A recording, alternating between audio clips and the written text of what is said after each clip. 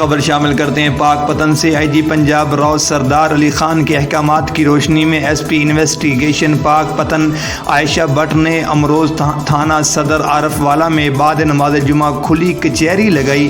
S P investigation پاک پتن عائشہ but نے کھلی کچہری میں آنے والے درخواست گزاروں سے ان کی شکایت سنی اور ان کے ازالہ کے لیے متعلقہ افسران کو احکامات جاری کیے۔ کھلی کچہری میں ایس پی انویسٹیگیشن پاک پتن عائشہ بٹ کے ساتھ ایس ڈی پی او عارف والا سرکل حافظ خضر زمان اور ایس ایچ او تھانہ صدر عارف والا سب انسپکٹر محمد شاہد بھٹا بھی موجود تھے۔